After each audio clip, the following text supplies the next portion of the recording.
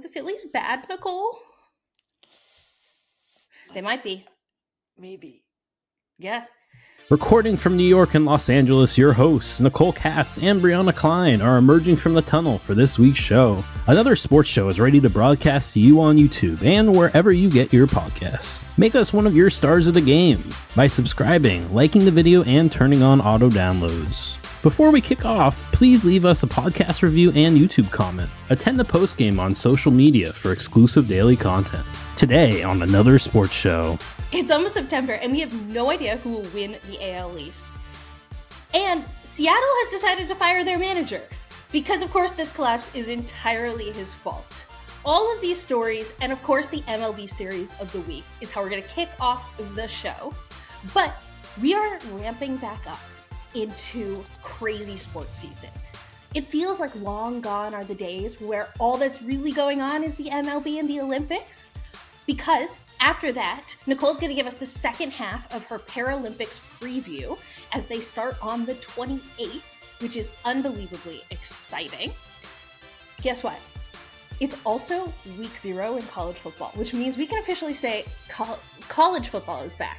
Next week, we're going to start and do like a whole big NFL preview. Woo! But today we need to dedicate a couple minutes to basically just laughing at Florida State, which is one of our favorite pastimes. Also in the football world, we're going to do a little bit of an NFL ramp up with some of the biggest news that has happened over the preseason so far. Some injuries, some trades, some things worth talking about. Yes, I really just want to talk about the Eagles upgrading the wide receiver 3, and this segment is an excuse for that. Of course, we're going to do our second to last NFL preview. We have the AFC North this week. But if you thought that that's all we had to talk about, the US Open is starting next week. So will Novak Djokovic claim a record 25th Grand Slam? One of those records that everyone thought was unbeatable. We have a doping scandal that is just fascinating and we do need to talk about. And then, of course, there's some early round excitement on the women's side with Naomi Osaka facing off against the number 10 seed in round 1 in her comeback from her maternity break. And last, but definitely not least, there's actually hockey to talk about this week too, because we're just all over the place. There's lots going on. So I think the NHL is back from vacation. We are going to take a look at disgruntled prospects pushing their way out of different teams this week, because it happened twice. And with that, take it away, voiceover man. It's another sports show, but it's not. Would you believe that Google gives you things besides just sports? Like, I can tell football season has started because I used to be able to Google Baltimore scores and it would default to baseball, and now it defaults to giving me like a preseason football score. It's like, here's the schedule, here's preseason, here's this. Nicole predicts a ball game. Nicole predicts the series. Give her almost no info and stats. We don't care if she doesn't know bat. Let us root for her predictions. If they don't win, it's a shame. For it's 1, 2, 3 strikes, you're out in our prediction game. Brianna. Yeah? It feels weird I feel like I don't like asking you, but like, are the Phillies bad? Because, like, the Braves are supposed to be a shell of a team. They are a shell of a team. And that was, like, a really hard series to absorb and take in. And I don't know how else to ask you that besides, like, the Phillies were supposed to be, like, really good. And, like, this was, like, kind of really bad. You're being really kind because literally the question on the outline is, are the Phillies bad? And you didn't even want to say it. You just were like, I thought the Phillies were supposed to be good, which is a much nicer way of saying, are the Phillies bad? Well, it's like a combination of I know the Phillies are supposed to be good, and like right now the Braves are definitely not. I will say that yes, right now the Phillies are bad. In the Braves series, if I take all the at-bats of Kyle Schwarber, Trey Turner, and Bryce Harper, the top 3 in the lineup, the men being paid millions and millions of dollars to be the stars of this team, they went 2 for 34 at the plate. So, of course, the team is going to look bad, and they're not going to win games, and it's going to, like, yeah. So when those 3 players are going 2 for 34 collectively, it's gonna be bad. I think in very niche Philadelphia sports land, there's a lot of like, well, the pitching isn't as fantastic as the beginning of the season, which is true. Like, some of the things have regressed to the norm. Some people are injured. Like, I mean, honestly, last night, Rangers Warriors coming back and pitching again just made me feel a lot better, but that's not the series we're talking about. We're talking about the Braves series. So, like, everything else can be true. Like, everyone can be upset that, like, also, like, Bryson Stott and Brandon Marsh and, like, people lower in the lineup and JT Realmuto, like, they're not hitting as well. But, like, to me, none of that matters when the 3 stars of the team, who are the top 3 in the lineup, go 2 for 34. So, yeah, as long as they continue to play that poorly, it's going to look bad. And fast forward to the Kansas City game, like, last night they won 10-2 because, like, Trey Turner started to hit a little. Like, yeah, I mean, they won by that margin because JT hit 2 3-run home runs. But, like, overall, the entire lineup started to hit better, so the team looked good, and they dominated the Kansas City team and won the game. So it's like, it's all really, really simple, is my point. Is like, yes, the Phillies are bad when their best players play this poorly. I just don't have an answer to why. Playing bad are then very bad. Right. Like, could it be like a rivalry psych out like type? Is it like that kind of curse of things? But the Braves they've been playing this bad for a long time. Like, Bryce Harper, Kyle Schwarber, and Trey Turner. Like, I pulled the Braves numbers because that's was our series of the week. But, like, if I just expand that out 3 weeks, like, those numbers are very, very similar. If you just, like, take out the Dodgers series where they decided to play like like an actual team again, it's just really unfortunate that all 3 of them are slumping right now at the same time. So, of course, the team. So, like, I don't know. I'm kind of in the, like, this is me emotionally talking to myself. I need to just get to the playoffs at the end of September. Like, the team's going to make the playoffs. I need to be able to emotionally disconnect from the day-to-day of this baseball team a little bit more, because it's all going to come down to, like, whether they can turn on the bats at the most important time in the playoffs. But I can't do that. I'm talking to myself. I physically can't do it. So yes, right now the Phillies are playing very bad. And every time they win a game, I'm like, are they going to fix it? But it's not going to get fixed until Bryce Harper starts hitting the ball. Like, that's really, yeah. This series felt like a bit, like, it kind of felt like a little bit of deja vu. I felt like I was constantly just seeing, like, double play out. It's like, oh, okay. It kind of just felt like in my baseball brain, I'm just like, oh, another one. And then it was like, oh, Trey Turner on, like, kind of was like the second game, like, on first base. And then they reviewed it. And it's like, nope, just kidding. It happened again. Like, I was like, oh, this is not a fun game to watch. And I feel stressed for Brianna. And then I'm also like, how do umpires also look at the ball and the base, like, at the same time? Like, it all we becomes can't get into a whole umpire discussion. Exactly. This Phillies team is too bad for me to rage about umps right now. That's something we can do when the Phillies are playing well, in my opinion.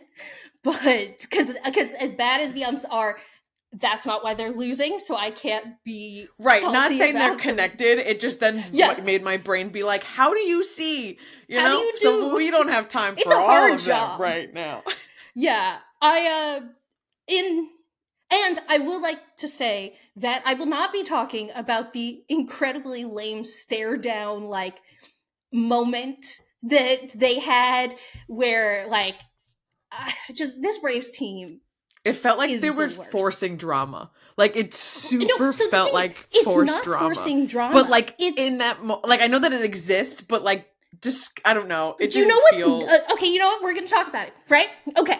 So, because you said... You know what is not, like, a good comeback? What is a good, like, oh, you did something bad to me, and so I'm going to bring it right back at you. Doing it in a regular season game that you end up losing.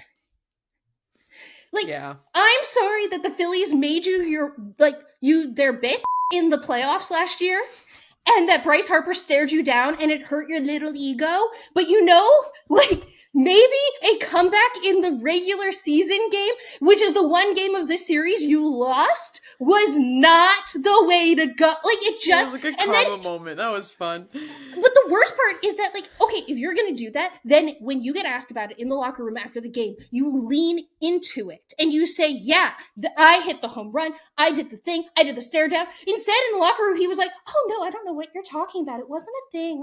I'm like, no, then don't freaking do it. Like, yeah, no, clearly, obviously was being it was done a thing. and did. Like, right. And I'm sorry you're not good enough to even like coordinate your like comeback for the playoff loss, like for the right time. And it's not like they haven't been winning games. Like this is the third time there's been a Braves Phillies series this season. So he's had opportunities to do this. This was his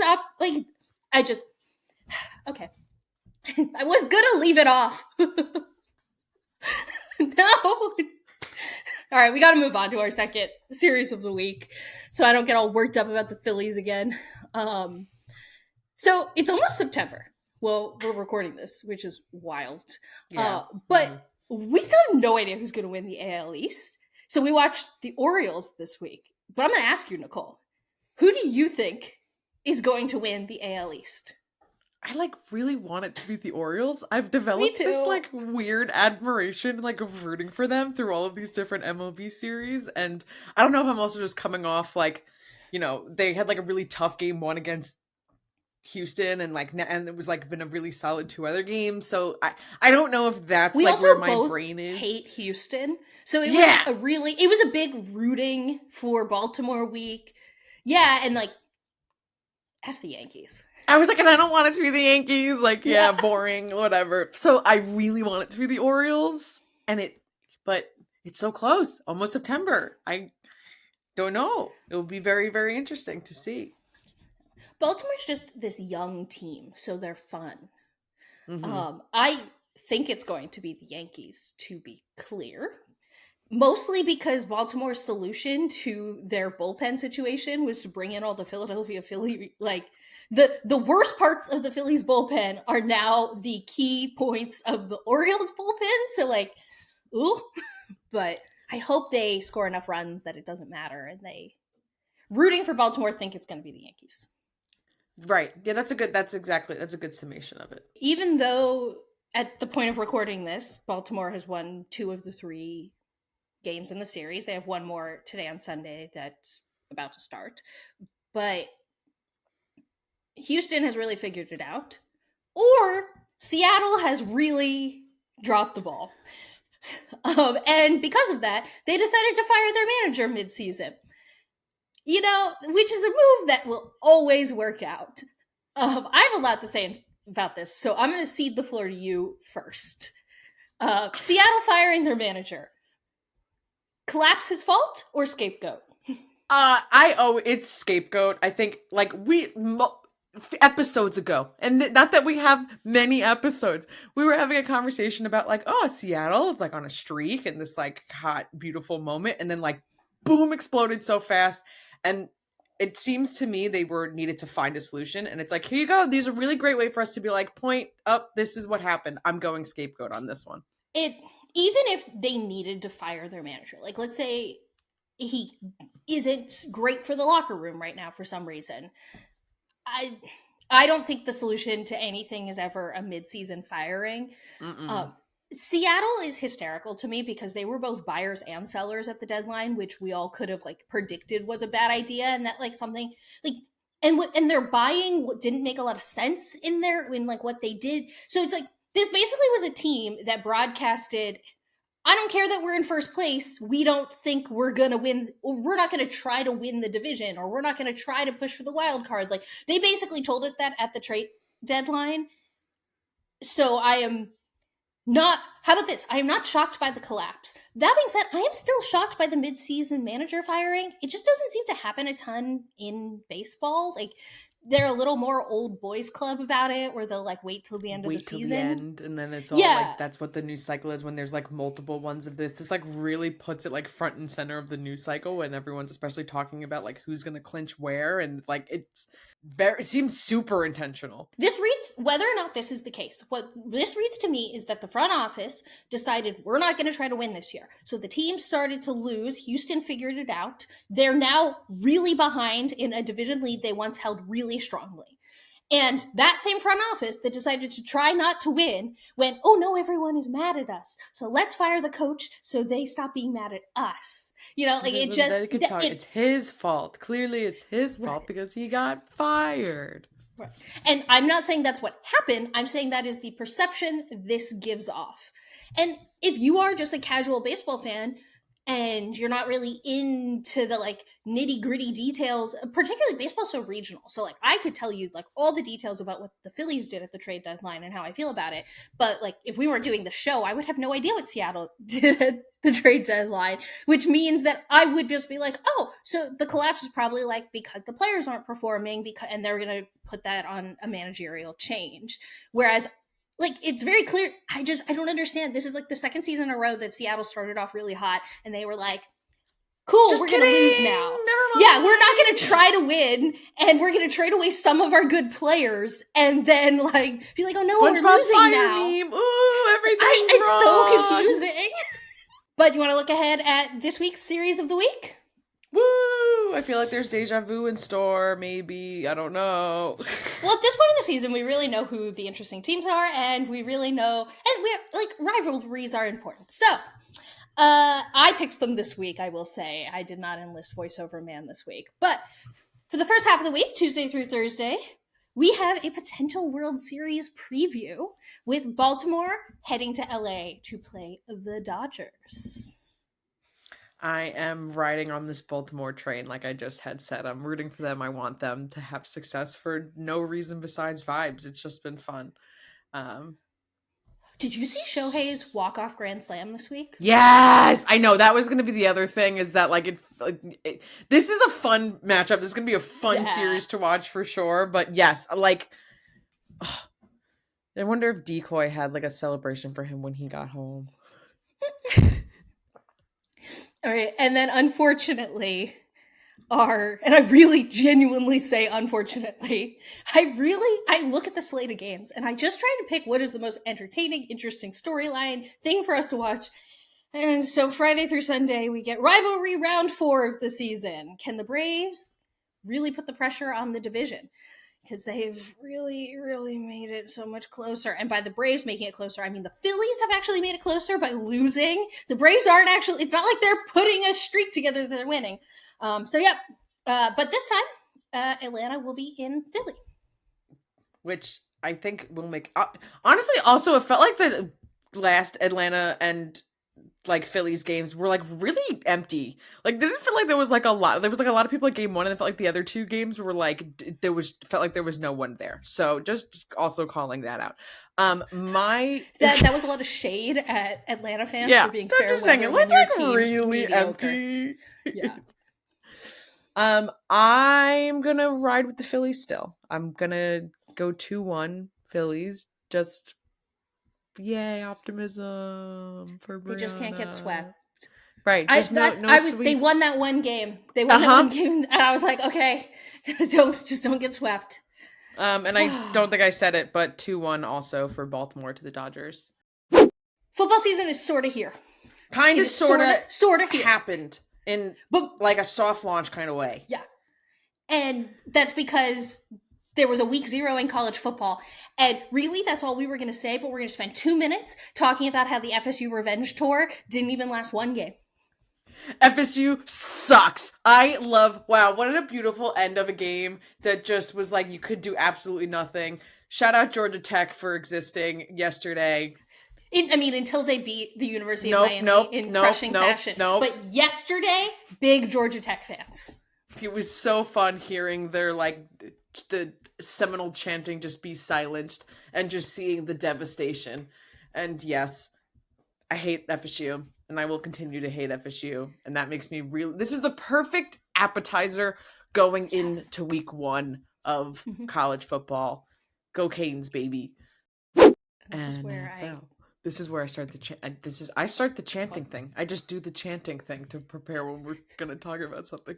I know. I realized in the edit last week that Nicole starts every, and it's not just you. I do it sometimes too, but you definitely lean into like we start a segment and you chant the sport that we're gonna talk about. Sport, football. I'm ready for football to be here. I want to sit on a couch and watch like 7 hours of uninterrupted football. Ooh, thing that matters to me that doesn't matter to you, but I need to share. YouTube TV announced that now this year for multi-viewing, like where you can put the 4 different games in, we can pick which 4 NFL games we want. Last year it was incredible that I could do that with the multi-viewer, but I couldn't pick the games, which means I had to go find the perfect feed with the 4 games I wanted. But this year, I just get to sit there and click which games I want. And I'm unbelievably hyped. I learned that from the Jason Kelsey and Kylie Kelsey YouTube TV commercial. Obviously, in this NFL news segment, like that was the important thing that I needed to talk about, is that I'm excited for my multi-viewer experience to upgrade. But actually, this is about to get even more niche. Yeah, I was like, let's get even more niche, where Brianna gets to talk about like the depth of the Eagles like offensive line. The reality is, I have a game that I'd like us to play. And it's called, Did This Team Actually Get Any Better? I have 3 things that happened in football in the last like week and a half or so. As teams ramp up and they're finalizing the rosters, they're deciding who their quarterback's going to be, they're making trades. So I'm going to ask you to be the judge of this game we're going to play here, Nicole, and determine if this team got better in a significant way. Like, nothing I brought here do I think they got worse. It's just, is this going to matter in a couple weeks? Eagles, Washington, made a trade. Dodson going over to the Eagles. He's a former first-round pick. The Eagles only traded a third-round pick for him. There's more details in the trade, but essentially, third for Dodson. Eagles now have their wide receiver 3. I will make the case for why the Eagles got significantly better here. They already had the best wide receiver duo in the entire league, but the drop-off from that point, ooh, scary, rough. That's why I was really going to be, like, I was going to make the bold claim that wouldn't make a big, unbelievable difference because of your first 2 wide receivers. Like, something unbelievably drastic and bad has to happen, I think, for this to become, like, really important and being, like, strategically different. Like, I feel like, but please now convince me as to why then this has been such a difference. I guess I don't know if this makes them significantly better, per se. I will say that pundits have gone, for some reason, from ranking the Eagles as like mid with their offensive talent when they have the best wide receiver duo in the league, and I will fight anyone on that. And they added Saquon Barkley, and we have Jalen Hurts, and we have this offensive line, and then that's not even talking about Gogurt as the tight end. So right. I want to be very clear with everyone that I didn't just missay his name. That we call Gogurt, right?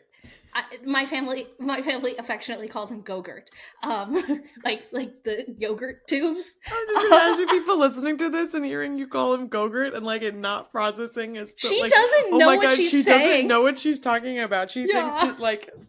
It's one of those things where like nicknames really don't work on the show because like obviously you're not in on the inside joke. So Dallas Goedert, I obviously know who her tight end is. All of this to say, it makes the floor and like the floor of the offense got significantly better, and it allows like in the modern NFL. I'm just making the argument because I really think that like. The reality is if this wide receiver gets a ton of targets in a game, I'm going to scream. But he should not be relevant fully often.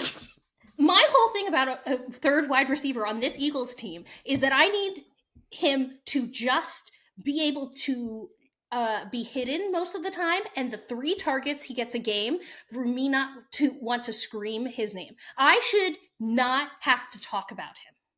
Is hopefully this is the last time we ever bring up Dobson in this conversation and show ever again. Yeah. You're probably right that the Eagles didn't get significantly better, but it's been wild for me to see all the national pundits being like, now the Eagles can be in the conversation for the top offense in the league. I'm like, what? Like, that's confusing to me. So, but we have to talk about a team other than the Eagles, because I could just fester here for a while. The Broncos have officially announced their starting quarterback. They didn't have to, but it's going to be Bo Nix. Will start week 1 for the Denver Broncos. Does announcing who your starting quarterback is going to be, does that make your team significantly better? No, because I think there's still so many question marks on Bo Nix as a quarterback, especially like NFL level. So it makes me super intrigued to watch this performance, but no way. There's too many questions and variables still remain. And it's also Denver. Like, I would argue that being decisive and making a decision and making that announcement, I think, allows the full team to, even if, like, I think with some of these teams, they do make the announcement internally, but then it would just leak. Like I think there is some sense of security at this point of saying, like, this is our quarterback, we're backing him, we're planning everything around this. And I do think that makes a team better. I think I'm just too negative about, like, the status of quarterbacks can change so very quickly. So, like, That's sure, true. be happy about it right now, and then who knows, if he sucks, he's just gonna get pulled and go bye-bye. Like, It's such a Jets fan perspective. All right, the last Jets, one here. yeah. Stephen Gilmore heads to Minnesota. Did Minnesota get significantly better? I don't think, again, a drastic change here. Like, older player, I feel like it's like a not past prime thing, that sounds intense, but kind of where I fall, you know? It's like a, and at this So point of basically, the I did season- a really bad job of curating this game, where Nicole looked at all the items and I was went, like, nope, the team didn't get better. Nope. But it's all because of the other, but it's not, they're not all not getting significantly better, because it's also at the point of the season where I feel like the changes that are happening, I need to see ball game things to really give answers of, like, is it going to be a difference? I could have played this game negatively and be like, did this team get significantly worse? And talk about all the injuries. And it's like, yeah, they all got worse because the player got injured. Like, to me, I guess I'm judging all of these based on the changes that can be made at this time of the year. Like, I think bringing Stephen Gilmore, like, for the type of move you can make right now, I would argue did make Minnesota a better team. Because, like, within the framework of what can be done now. I made the argument, because I'm just playing devil's advocate with you, that the Bo Nix announcement did make the team better. And I think that's a reasonable argument to be made right now. I don't think it's the case. So it's like... But it's fair to assume... No, I think you very much do have the point of, like, the mentality and building out that structure. I just have that, like, evil devil of quarterbackness, like, on my shoulder at all times. But I think you do have a very strong point about that. You can then be building that, like, leadership and camaraderie and, like, that in the locker room. That is a change that you can definitely be making right now, and, like, setting the path forward into the season. I think it just became clear that, like, when I say, did this team get significantly better, I meant within the context of what actually can be done right now. Like, yes, no one can go draft a new quarterback right now. Like, of course. Like, but it's great that you decided which one that you're going to use. Right. Like, yes, of course, the player that someone could sign right now is in the middle of August is not going to be their unbelievable game changer. But, like, cut to, like, some unbelievable footage of Stephen Gilmore, like, in Minnesota. But, like, and then similarly with the Eagles point, you're like, well, what is a wide receiver 3 going to do? Like, I don't know, but, like, of all the changes they could make to their team right now, like, there's an argument to be made that that's a significant change. That, like, the players they were playing, who I won't burden you with knowing their names, are now a name you know, it could be argued for this time of season is a significant upgrade. Ready. Okay. Oh my god, we are so... I'm gonna be so... I know, sorry, I was like in mid-monomonaz, and then I was about to just, like, dive into, like, the seriousness of the segment. Okay, so bittersweet that we are nearing... This is, like, the penultimate NFL preview, but that's because we're not gonna have to preview the NFL, because it's gonna be happening and living, and we get to exist in the world of the NFL. Yeah, I'm not sad about this at all. I'm ready to watch I know, football. because then we just get to actually talk about it instead of previewing all of the things. So we are previewing this week the NFC North. If this is your first time hearing another sports show preview, basically we go through every single division and I give Brianna a team and she gives us a ranking on a scale of 1 to 10 of how nervy, how anxious, how, oh my God, this is just going to be a nightmare scale of a game that I'm going to have to endure if the Eagles play this team today. 1 being the most anxious. 10 being cool, calm, and collected. Fantastic. We're almost at the end and I finally got it right. Because for some reason, the first time we did this, we thought that was the right way to do it. Yeah. Because that's how scales work. This is our scale and our show and we can do whatever we want with it.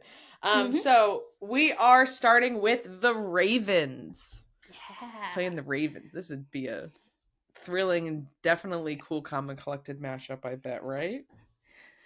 It would be my NFL brain, my non-Eagles brain, be like, yeah, Lamar Hurts. Like, this would be fun, like, cool matchup.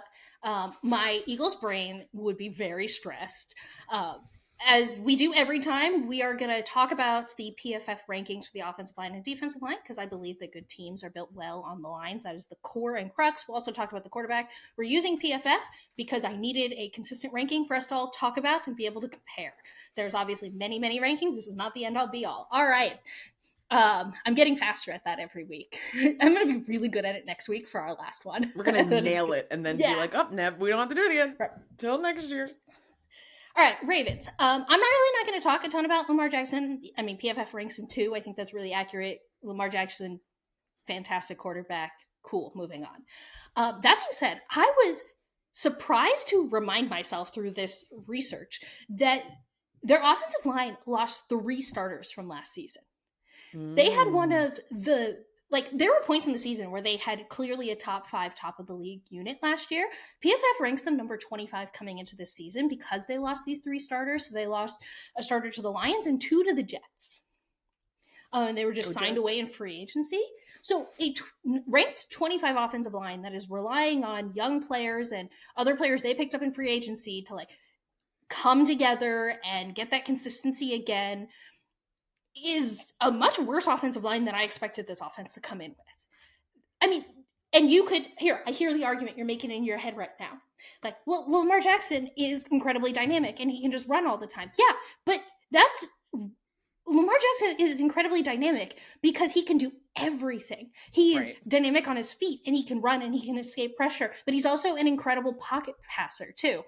And what a number 25 ranked offensive line tells me that's primarily made up of young players that are figuring out how to play together is that at least for the first half of the season, we're going to see a lot of scramble Lamar and probably not a lot of comfortable in the pocket Lamar.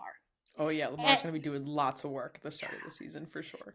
And that just lowers the ceiling on this offense that last year with their new offensive coordinator, I really think figured out an identity and figured out how to utilize Lamar as the passer, which I think is so important. Like, and I think part of it is that I come at it from like the Eagles with Jalen Hurts, who has a similar skill set, where when Hurts can feel comfortable in the pocket and doesn't have to rely on his legs and dynamic running ability, the offense looks significantly better because he can throw the ball. He throws a beautiful deep ball. This is not about Hurts though. But this whole segment is predicated around how would I feel if they played the Eagles. So I'm concerned about the Ravens offensive line is essentially what I'm saying here. And they might have it figured out by the second half of the season, but I wouldn't be surprised if this team loses some shocking games early on. And then we have to sit through the discourse of is Lamar Jackson actually a good quarterback? And I'm telling you all right now, the answer to that is he is an incredible good quarterback. He's just trying to run for his life behind this offensive line. He has if that's no how help. This plays out. Yeah. Basically like lying down and just letting him go. On the defensive line side, the Ravens are ranked in PFF 12. Essentially, I would describe their defensive line as good enough, but it's right outside of the dynamic top 10 range. All of that being said, I'm obviously putting the Ravens at 3. Like, it would be really stressful, and I think a lot of that comes from things that we're not talking about right now, which is coaching. I think Harbaugh is an incredible coach, and he knows how to scheme defensively, and it's always going to be stressful going into a game against Lamar Jackson. Like, I think he could just do something that makes a game, like, completely a mess for everyone else. Yeah. Even if he spends the entire game scrambling, like, there's no guarantee that that will work out, which is why I'm saying that I think the Ravens could look shakier at the start of the year than everyone's expecting. He'll just pass the ball to himself. Like, that's just what this ends up being. I mean, but he does have wide receivers. Like, and I joke off pod all the time that we have the silliest season preview ever where we don't talk about any skill players. And I'm not talking, we're talking about offensive line, defensive line, and the quarterback. Because I think those are the three key things. But it's just, so all this to say, like, I am shocked they let all of their offensive linemen go. And I hope it's a smart bet for them because maybe 3 will end up looking silly and too high if it's not. All right, and moving on to the Bengals. Bleach blonde Burrow. Oh, I know. did you hear he's going to grow it out and then he's just going to keep the... No! Oh, I hate it here.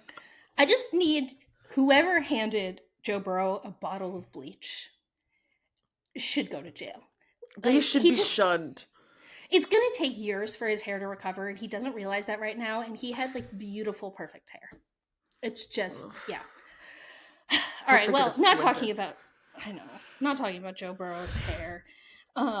Hey, guess what? Joe Burrow is a pretty good quarterback who last season was just kind of a wash for the Bengals because he started the year with a calf strain, then he tried to play through, then ended up with a torn ligament in his throwing hand, so, like, then he, that was it. That was the end of the season. So I don't think that's an interesting way to talk about this team. So let's look at their offensive line. So their offensive line is ranked 21. So not great.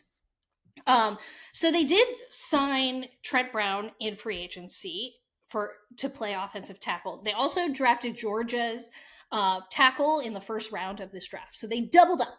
They were like, hey, we need to solve the offensive tackle position, which is pretty important. And then they also need their left tackle, Orlando Brown Jr., to get back to his old form for when they signed him last season from some other team. So I would describe, I think 21 seems pretty accurate for this offensive line, where it's just there's too many questions in the important tackle positions to know if they're going to be able to keep Burrow upright. Mm-hmm. And anything below a top 10 offensive line just doesn't really make me nervous. It makes me nervous for that team. Like, if I was a Bengals fan, I'd be really freaking stressed because it doesn't matter if you have a quarterback if he doesn't have time to throw. And then similarly, again to the Ravens, their defensive line is ranked 13 for PFF, and reminder, Ravens was 12. So they're really similar situations where their defensive line is better. Their star standout player is Trey Hendrickson, and last year was relatively inconsistent as he played through injuries. But really, their defensive line to be better and more elite just needs someone else other than Hendrickson on that line to step up and make a leap into being more elite. And that's what's keeping them out of the top 10. So for all these reasons, I put them a 4. I think realistically, if it was a different starting quarterback, they would be at a 5.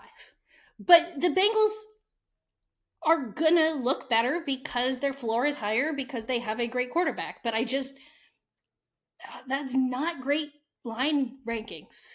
We've talked about teams with much more quarterbacks who have much better lines, and I'm always gonna lean I'm gonna look at a situation like the Colts when we talked about them, where they have these stellar 2 lines where everything around a quarterback that is an unknown is set up perfectly for them. I'm going to always look more favorably at that versus a team like this that kind of just feels like they need Burrow to play hero ball. And he's good, but he's not Mahomes. Yeah, I was going to say a 4 I was shocked it was that high, and I was wondering if it would be based on the Joe Burrow of it all because everything else is just a little bit I will tell you exactly what it's based on. It's based on the fact that Joe Burrow is the perfect kind of quarterback to eat up this Eagles secondary. He will dink and dunk his way through these Eagles linebackers, and it will be a painful experience to watch. Is kind of how, and that's why they're at a 4. If the Eagles defensive line can get pressure on this mediocre to bad offensive line, the Eagles will win this game. And that's why they're not up where the Ravens are, because I don't think Burrow is Lamar. I do. Right. I think that especially I personally last season for sure. Right. With all the injuries and coming back for it. So I think there's I also have a bias that I don't think Joe Burrow is as great as everyone else does, and I need to accept that I'm wrong. but I do think that he can eat up this Eagles secondary if he's given a modicum of time. Wrapping it up, Pittsburgh Steelers. We're going to play a game called If Only They Had a Quarterback. Because guess what? The Steelers' offensive line is ranked number 9. You know, they spent back-to-round first-round picks on offensive tackles, and then this year they selected a center.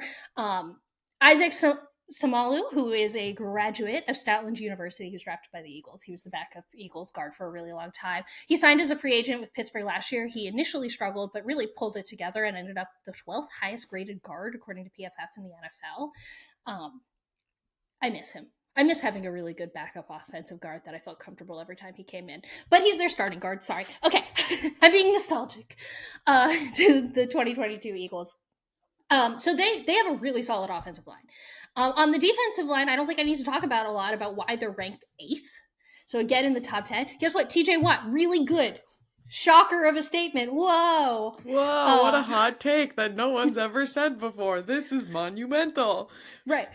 But always when you have like a really great player like that, you're going to start to see other people who are good step up because they're not getting double teamed because all the focus is on TJ Watt. So last season, that was Alex Highsmith, who developed into a really good player who earned a 90.3 PFF grade last season with 69 quarterback pressures. So they're very high on him in their grade, and he also has the stats that back that up. So offensive line, defensive line, really good. Okay, so quarterback. It's either going to be Russell Wilson or Justin Fields. And I don't know if you've been paying attention to the headlines coming out of their preseason game and their training camp, but it's been bad. Both of them have it's like they're fighting for who could look worse. It's like a toilet bowl. Like, it's literally one of those where it's like, oh God, like it's like car accident that you don't want to watch. Yeah. And it's so bad that they haven't announced, still as of recording this, they haven't announced who's going to be the starting quarterback. Everyone was pretty sure it was going to be Russell Wilson and it was going to be announced. And like Wilson's looked so bad that they haven't even said anything. Wilson's been injured and Fields has been looking slightly better in the third week of preseason. I think the slightly is doing a lot of work there. I'm trying, within the context. But it's one of these situations where like you need a mediocre quarterback to just be okay, it seems, and they have everything else really built out. There's a reason the Steelers have not had a losing record in like 15 years. And I should have looked up the exact number, but I didn't think about it until now. But it's just they are the most stable franchise. They always have a winning record. If you want to make a stable quarterback situation right now. If you want to make a flyer bet at the start of a season, you're like looking at the odds for things and you're like, what's something that has like great odds that I could just like make a bet on at the Steelers to make the playoffs? Because like they do. And if they miss it, they're still going to have a winning record. Like it's just a decent bet to take. Yeah. And the odds are going to be great because who's their quarterback? Do it now. Yeah. So basically, for all these reasons, I put them with the Bengals. I'm a 4 nervous to play them because for some reason the Steelers just always figure it out. And even if it looks bad and it's unenjoyable football to watch, they're going to win enough games to have a winning record by the end of the season, and they'll probably make the playoffs, if not just miss it, because there's so many teams that make the playoffs now. So it's like, yeah, probably likely winning record, probably right. See you postseason. I mean, I think this division is going to be really interesting because of all the teams being so good. And they do eventually have to beat up on each other. But I would not be surprised if we look back at this and we're like, okay, so they all have a winning record, and maybe the Steelers are still 4th in the division. But I also wouldn't be surprised if they were 2nd in the division by the end of the season. Like, it's the Steelers. It's annoying. I hate it. All right, well, one more preview. Next week, NFC East, and then football! What? It's like very Mr. Krabs meme of like podcasts. The day after this episode's released, so depending on when you're catching up on your Another Sports show, Wednesday the 28th is the opening ceremonies of the Paralympics. Last week's episode, we did the first half of the Paralympics preview. We have the second half now. And Nicole, I would love to start with, since we're so close to the opening ceremonies, have you received flag bearer announcements yet? We did. We got the announcement of the 2 flag bearers for Team USA. So first, I'm going to start off with the 2016 Paralympic champion, Nikki Nieves from the sitting volleyball team. So she actually is like such an unbelievable rock star. She helped Team USA secure its first Paralympic win in the Rio Games in 2016. So that was the first time that they got like the US women's sitting volleyball team got like a gold in that. So it was like super huge for that. Yeah. And she then couldn't compete in Tokyo. So she's been like revved up and like warmed up and given, it was like COVID circumstances of why she couldn't go. But they were still able to win gold in Tokyo without her there. So now the team is coming back. It's 11 athletes out of 12 and all have a gold medal from previous Paralympic games. So they're coming in as like this unbelievably stacked team for sitting volleyball. And does that mean they're also though like an older team? Like could they be upset because of that? It could be like an upset, but the strength is like so much overwhelmingly there that like people are predicting a three-peat. And the last 4 Paralympic finals have been like US and China. So there's always that possibility of like a really dramatic upset. I'm not going to say it like can't happen, but like it's a setup to be a really good match no matter what, because people are not predicting, people are predicting more the three-peat, but it's definitely to be aware of like if we're seeing this final coming down to US and China, it's going to be like absolutely super dramatic. And I did a little like deep dive of like sitting volleyball. Like, what does that mean? How is that really different? And basically it's just smaller net, smaller court. The ball is exactly the same. And players have to have their butts on the floor the entire time, except for aggressive, necessary defensive measures is like the exact phrasing of it. So like if they literally need to like, if they like have to reach, making sure my mic, and this is a physical demonstration if for all those audio listeners to hop on over, if they have to like reach and their butt leaves the ground for like a certain portion of time, it is only if it's like a massive defensive measure. So they can't like stand up, but they can lean essentially. Exactly. I'm trying to describe it for the audio audience if they So like you can totally like go completely on like the side of your hip. I know, everyone do it with me now. Right. Okay. So to explain, Nicole sitting in her chair right now did a full lean to her left.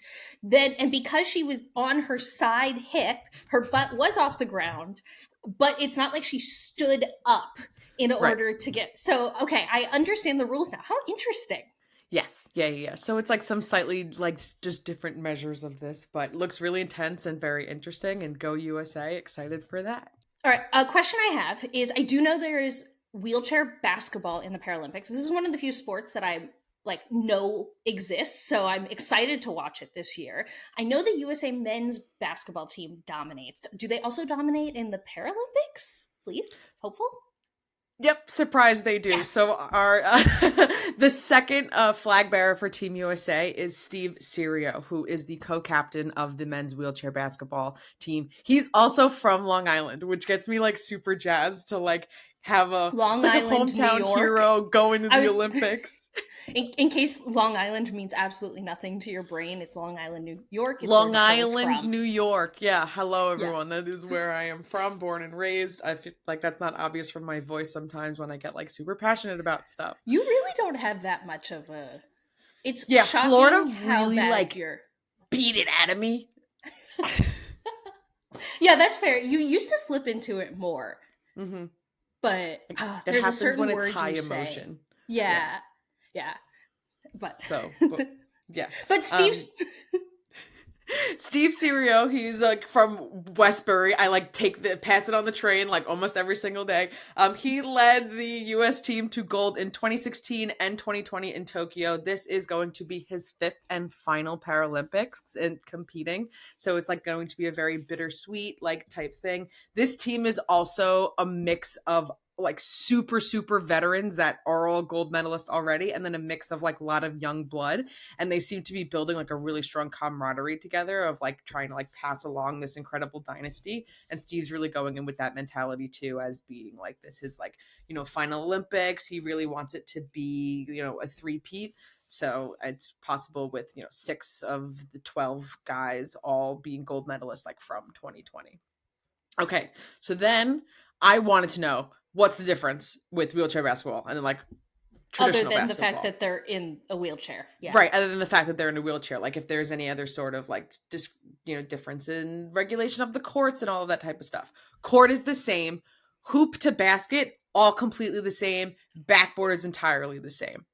It's 5-on-5 players, and the players are assigned a point system. So each player is given a point on a scale of 1 to 4.5. And each one, the lower the number is like... Wait. Yeah, 1 to 4.5 I know. is the scale. But, so they can get a 1, a 2, a 3, a 4, or a 4.5? Or can they get a 1.2? Like what... Like, so you couldn't say that and think that I was going to brush over this. Well, I guess I'm not now specific as to how unbelievably specific like the decimals can get, because there's 5 players on each side, and the 5 players' scores cannot exceed a total of 14 points. So now you got me wondering if they can do like unbelievable, like very specific decimals. I didn't think of researching into that as a very niche potential thing, but basically, it's just, like, why the 4.5? 1 to 4, maybe it's like 1, 1.5, 2, 2.5. Now, okay, we'll have to hold and look at this later. But right, basically, it's an entire I math won't derail.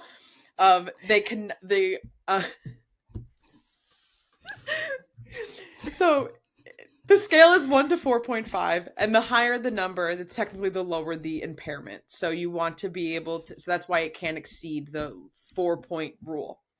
Yeah. And players have to bounce or pass after every 2 wheel pushes is like the biggest difference.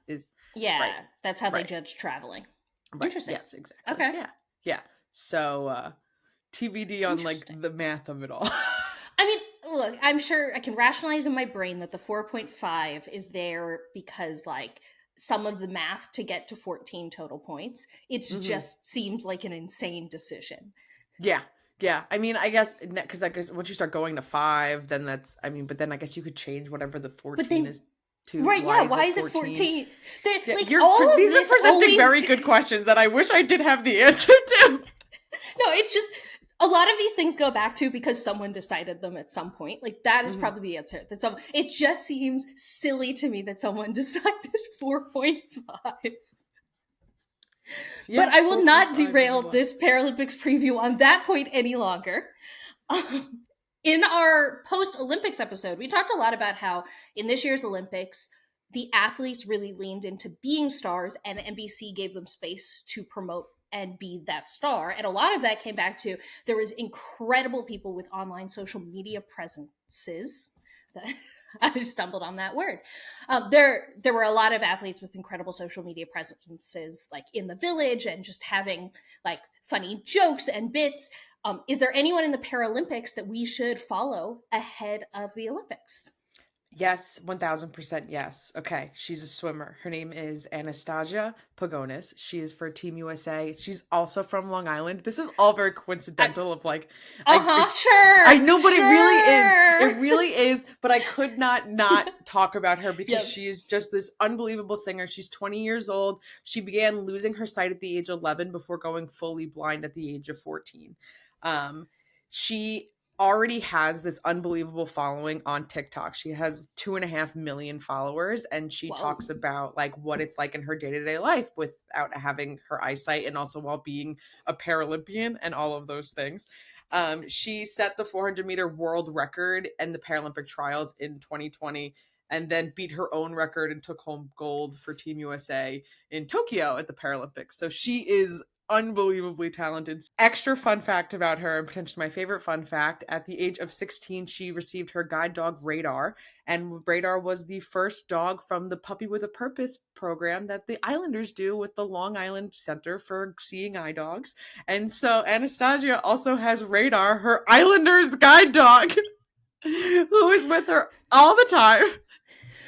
See, I can't even be upset that this is the turn this took. One, because that's adorable and awesome. But two, because I just, like, I make everything about the Philadelphia Eagles. It's about time you've started to make everything about the New York Islanders. Like, again, but here's the thing. She is, like, but she's incredible. Like an unbelievable world record star who also coincides with all of my favorite things. I have been at games where she has been at with Radar, and it's like just, wow. Things come full circle when my favorite things begin to overlap. And then another like incredible story that I need to call out, not as a social media star because she is unbelievably so young, but just something that everyone needs to be aware of.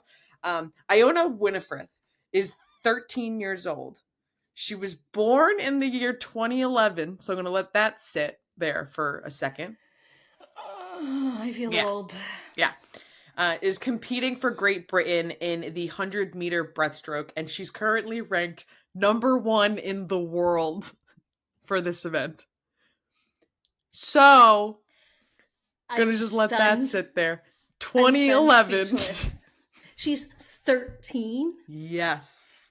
Wow. Yeah. That's awesome. That's really cool. All of those swimming events mostly don't kick up until like next week, so be on the lookout for when those begin. But opening ceremonies are this weekend. Definitely shall be exciting. So everyone watch the Paralympics. These athletes are competing at like such an unbelievable level. Grand Slam. Oh, I know, maybe you could tell when we hit the like 2-hour recording mark where we're like, what are things called? Mush, mush, mush. Mush, mush, mush.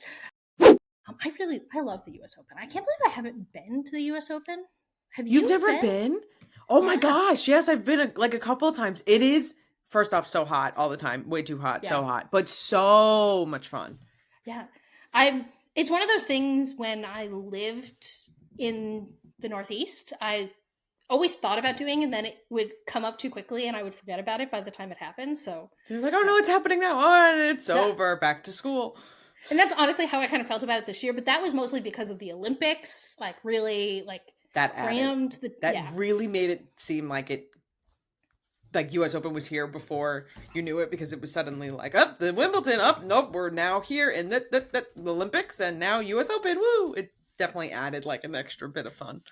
US Open's this week. It's the last major event on the tennis calendar for the year, essentially. And there's a couple of major storylines coming into this one that we want to talk about before it gets started. I think the biggest storyline coming into this Grand Slam, and has been for the last couple, is will Novak Djokovic finally break the most Grand Slams of all time record? He's currently tied with Margaret Court with 24. If he wins this one, it would put him at 25 and the sole owner of this record. I will say right now, I really hope he never does it. I really hope he never wins another Grand Slam, but I also think it's just a matter of time. So do you think now is that time? Do you think he's going to win this one? I do. I think that we're about to see like history be made. I have no reason to believe that he's not going to be unbelievably dominant in this. Like, he's coming off a gold medal. Like, there's nothing that's kind of like setting up more of like, ooh, what a historic moment of history of gaining titles than like coming off a gold singles win. And if that doesn't give like a bigger pump to his ego that he already gets when he wins, like, so I kind of also fall in the camp of, do I want to see it happen? No, but everything is pointing to I'm seeing it. It'd be a crazy upset if he loses. Hey, Carlos, I'm looking at you. Yeah, I was like, Carlos, hey, buddy. How's that silver medal doing? Really? Put it off. Kind of lighting a fire, right? Uh-huh. You really want to win? Yep. I think that would be great. All right. A little more of a serious headline coming into this is Jannik Sinner has announced he's parted ways with members of his team as a continued fallout of a doping scandal. He had 2 positive doping tests back in March. And the scandal part of it is really that he was able to start competing again while the investigation was going on, which is unbelievably unprecedented. Normally in doping, in tennis, and in every sport, you're basically guilty until proven innocent to make sure that you don't have an unfair advantage in the competition. So people were really upset about it. Since then, they've essentially given him no suspension, and they meaning the governing body of tennis, say, well, he didn't know about it. And so this is very polarizing, but my question to you is big picture. Since when did we move away from it's the athlete's responsibility to know what's going in their body and that they're not allowed to say they're ignorant? Why is this athlete now getting away with playing the ignorance card in this situation? Yeah, I'm not sure. The only thing that I can point to is that apparently the results of his drug test revealed that it was less than 0.00000000001% chance, 1% of this substance in his body. But what I don't understand is, because this didn't come out before you later. Move off that, I just want to make it to vocalize that, yeah, but other people are passing the test. So he had enough in his body to fail the test. But yes, continue your point. So, but I also, what I'm not understanding as to why there's sudden trust in this athlete thing is because what was revealed in a third party investigation is that this was in his bloodstream from his physio trainer spraying a cut on his own hand and then giving this athlete a massage. And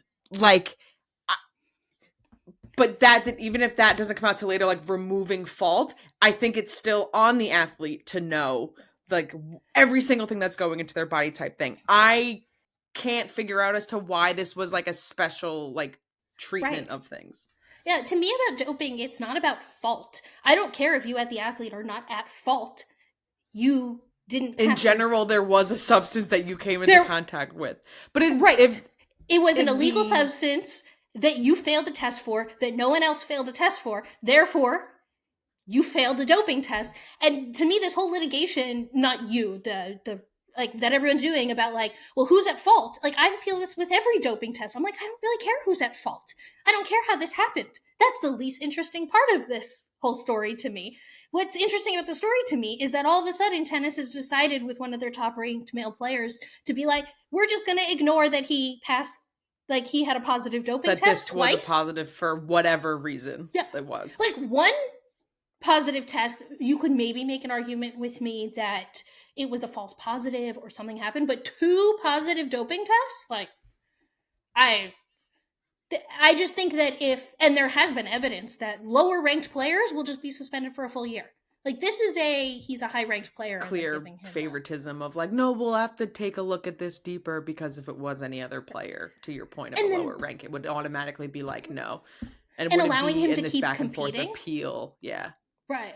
Yeah. I think, and again, if that's not what's going on, there just has been no evidence otherwise. I like to take what people are showing me at face value, where it's if in every other circumstance, they would be suspended while this is going on. In this one case, you're not. How am I not? Wasn't so-and-so, if you were to put in any other person's name that you haven't heard of because they're not ranked number one or whatever. The evidence shows that this would happen, but now it's happening differently. So I find that fascinating. I also find it fascinating that players overall are pretty up and down. They have different opinions of it. There seems to be a decent amount of players that are it's good that he's still competing and that should be the process always while this is being appealed. And then I've also seen a lot of players saying this is completely unfair. So I find it fascinating about also how polarizing it is within the athlete sphere.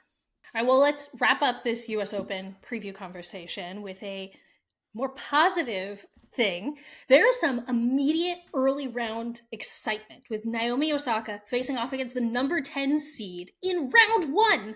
And this is because she's not yet highly ranked, because she's making her comeback after her maternity leave. But this is going to be if you're looking for a reason to watch something before we get to the round of 16 quarterfinals area, go watch this match, because it's going to be crazy cool. Yes, yeah, no, for sure. I think, Naomi had like a rough early out at the Olympics, so didn't really get to see much of her there, but now kind of going into the US Open where she has been so predominant, dominant in the past. It's like absolutely. Yes, executive producer. I think know. Parker executive loves producer Naomi feels very Osaka. strong. Yeah. He does. He's like, make sure you talk about her sneakers that have bows on them. They're so cute. But Osaka up against like a rank like Jolene at number 10 is going to be really, really interesting. They've only played each other once before, like way back in 2016, and Naomi won in like straight sets.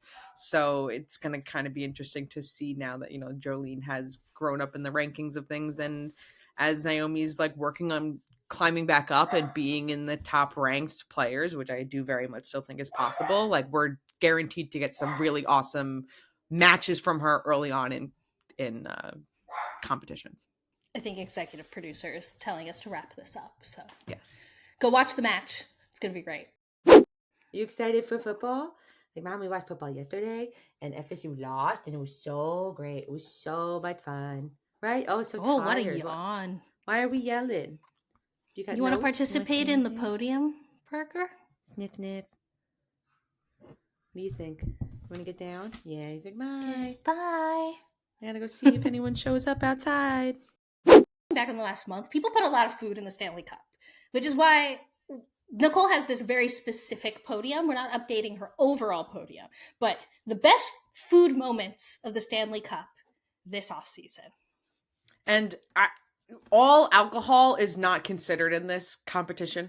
Like I'm not like beer is not on the podium. Yeah, because we're talking like food, right? Like things that are not normally inside the Stanley Cup.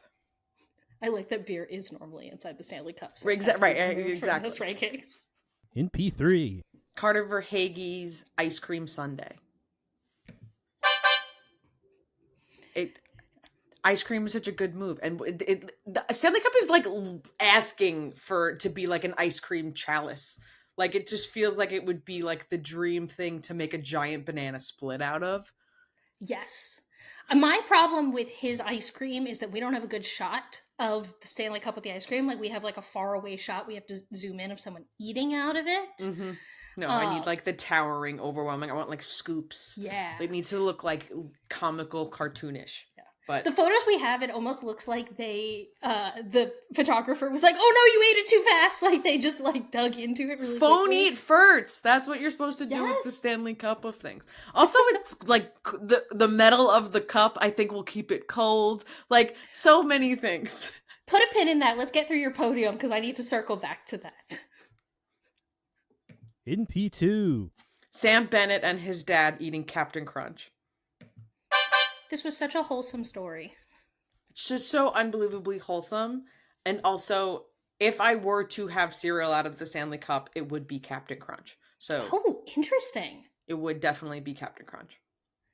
I've never thought about this. I don't think I've had Captain Crunch since I was like 6. Love Captain Crunch. in P1, Back and better than ever in P1. Robert Luongo's Pasta Tower. So Mountain of pasta. It's still just and the right cheese answer. grating over it. The cheese grating, just keep going. More cheese, more cheese, more cheese. But let's get down to business about the real seriousness of this podium. I just want to say that it's shocking that his gnocchi poutine didn't make it on this podium at all. It would be on mine. Like he's doing the best on putting food in the Stanley Cup because the fact that he had 2 entries to this and they were both incredible is great. So that was my quick honorable mention. But okay, so here's my problem. People are putting bowls in the Stanley Cup bowl to eat food out of. And to me, that's not how you do it. You just sanitize it between uses. If you want to eat ice cream out of Stanley Cup, you put ice cream in the Stanley Cup. The fact that they used a bowl almost disqualifies it for me. Yeah, it feels like an unbelievable cop-out. Unless there's like written rules, which I don't think there are because people throw this thing in the ocean. Eat out of it. Like if Ask you're gonna for forgiveness later. If literally just clean it. Just I don't know if it's people are afraid of it dirtying the cup or they worried about the germs of getting whatever's on the cup into their person. I don't know. This but is if you what have the opportunity to antibacterial consume, sprays are for.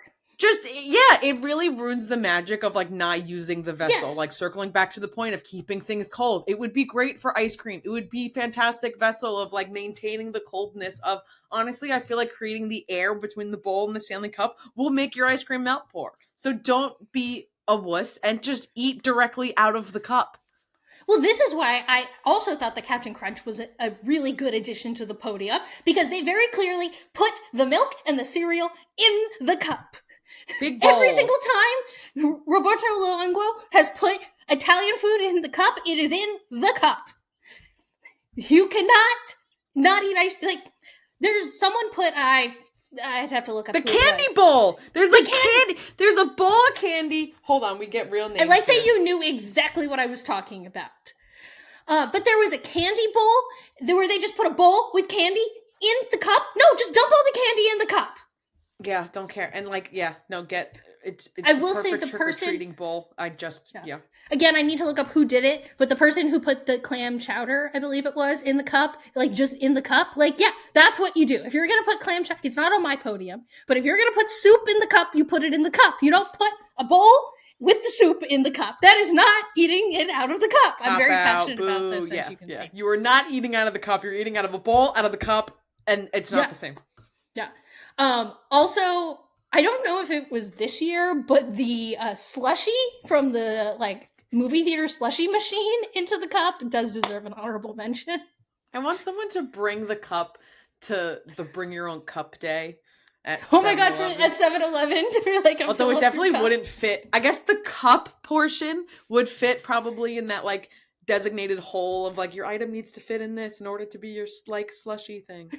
But look, if someone walked into your 7-Eleven with the real Stanley Cup and asked you, do it! Yeah, that's great PR.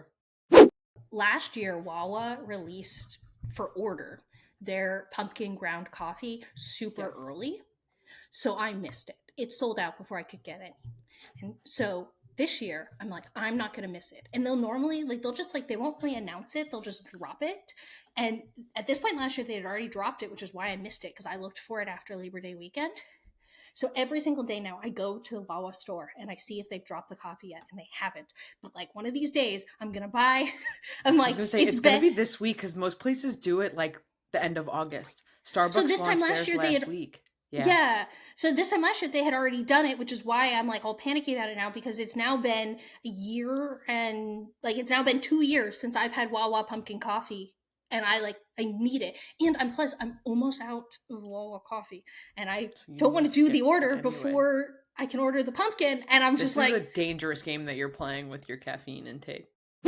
Well, it seems like the members of the NHL have returned from vacation.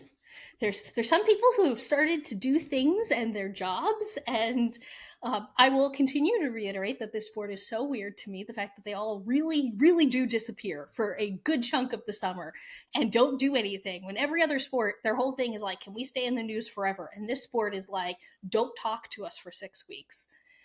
That being said, I think we're at the end of those 6 weeks, and I'd love to talk about something that happened twice this past week, where we've had 2 disgruntled prospects essentially force themselves out of the situation that they are in, which was one of them. There was a goalie that pushed himself out of Nashville and a player that pushed himself out of Winnipeg. And now both are understandable in the sense that Nashville has 2 goalies. So like he didn't see like there was a lot of growth that could happen there. And who wants to live in Winnipeg? So I don't want to get into a whole conversation about like, should prospects be doing this, yada, yada, yada. I think an interesting way to look at this is, did Nashville and Winnipeg, knowing they had to trade these prospects, do you think they got good returns for those prospects? AKA, are you okay that your team didn't trade for them? Or was the return so meh that you're mad that the Islanders didn't make either of these trades and get these good prospects into their system? So I have a 2-part of this, because right now I feel okay. I feel okay that the Islanders did not make these moves, because I'm very happy with my, like, you know, Sorokin goalie, my goalie depth. I feel okay. And in terms of, I don't feel like we would be able to gain. We alert. Yes, we. Yeah, totally normal. And then I don't necessarily feel like where we're lacking in our offensive We line alert. would have been solved by the addition of like Erdstrom or anything like that. However, what I do potentially find very interesting, and it sounds like an NBA trade kind of contingency, is all of the different like draft pick conditional trade things happening within this pick. Because I feel like that could eventually For be making Nashville or Winnipeg? Like what? So going to like the pick that Nashville could eventually get like for first round for next year, which is contingent on a trade being given from Vegas to Winnipeg, and if that falls within the top 10, like the contingencies of that is, I honestly think the most interesting part of this is what they both gain in the 2025 draft in the first round and the third round pick, which could just kind of that eventual longevity, because these trades of, you don't want players who are unhappy or disgruntled who are requesting trades around. And if you have that space in your line and they're already requesting, it's kind of like good to be getting that done and out of the way right now before the season starts, because you kind of want to like free up that space and also just have players, like if you're already filled, like, and you don't need a goalie, then like don't get a goalie. I think it could become a more interesting play in the long term of however it eventually lines up with these, wherever they fall in the draft for next year. But I don't feel disgruntled about the Islanders not making these moves, because I don't think these would have eventually changed like the efforts of like where the Islanders need help. Yeah. But to me, that tells me though that Nashville and Winnipeg got decent enough returns that you are like, the Islanders don't need to give up those things. Any move I want the Islanders to make moves like Nashville did 3 months ago, but right now it's like they're in the place to play, and Barry Trotz as their GM, and I miss him as our Islanders coach, and I always trust the decisions that he's making. I wee so hard with the Islanders. You do, it's great. It's time for the final buzzer. Wawa has dropped another incredible ad featuring Kylie and Jason Kelsey. Dancing with the Stars has announced that, you know, the real-life Clark Kent pommel horse hero Steven Yorsick is joining the season 33 cast. The Dallas Cowboys defense took a big hit this week when they announced that cornerback Bland will be undergoing surgery that's going to keep him out 6 to 8 weeks. On September 6th, Miami Marlins are hosting a post-game party that's Taylor Swift themed, and they're calling it the Tay Tay Dance Party. Bumble announced that they're extending their sponsorship of the WNBA, this time specifically sponsoring the New York Liberty. Just goes to show that the first sponsorship worked out so well that they want to continue investment, and I love seeing that. Callaway's releasing the cutest golf balls I have ever seen with these limited edition Golden Retriever printed golf balls. Noah Lyles and Tyreek Hill continue to talk shit, and now they want to race each other. But Noah Lyles says he'll only do it if it is an actual race. No gimmicks allowed. So do you think they're actually going to race each other, or is this all talk? It would be so much fun. Hey, I never really thought that the like Mayweather McGregor thing would happen, and then that happened, but then that also kind of felt like mostly fluff. But like, hey, stranger things have happened. Kevin James recreated his iconic meme moment from the Daytona 500 at the Mets game this week. The AHL announced that they approved mandatory cut-resistant neckwear for all players. Normally when they test something in the AHL, it says it's coming to the NHL, but this is just your reminder that they're skating around on knives. So yeah, maybe like let's protect their necks. Athletes branching over into the beauty and skincare world, Sloane Stephens, tennis star, is launching her own personal care line, Doc & Glow, that's available now. The Today Show did a feature on the 3 women who currently coach for the Baltimore Ravens and the overall growth of female coaches in the NFL. They're actually leading all men's professional sports right now, which is shocking. So this is a joint statement to say, go watch this feature. It's really well done. I'm really glad there's so many female coaches in the NFL right now, and also all the other professional leagues. I'm looking at you. Step it up. So the Clearwater Thrashers have added a fantastic good girl employee to their lineup, to their field I'm like losing it right now. So the Clearwater Thrashers are the single A Phillies affiliate team, and they have a brand new bat dog. And Lucy May, did some laps and then did some business on the field. And she's a good girl. She's only 10 months, and she's going to be so great at her job. And, some extra training is definitely in store for her. I adored this video. I watched it so many times so far. I love that she looks like she's going for the bat, and then gets distracted and just runs the entire bases before, just doing her business in the middle of the field. Because, of course, a dog thinks a big area of grass is... It's incredible. I could watch this on a loop. Thank you for listening to another sports show. Thank you to our co-creators, Nicole Katz and Brianna Klein. Thank you to the four-legged executive producers and me, voiceover man. Make us one of your stars of the game by subscribing, liking the video, and turning on auto downloads. Make our day by leaving us a review on your podcast platform of choice and a comment on YouTube. Attend the postgame on social media for exclusive daily content. We'll be back to review the playbook every week. See you next Tuesday. Today was another sports show, and it soft launch football season.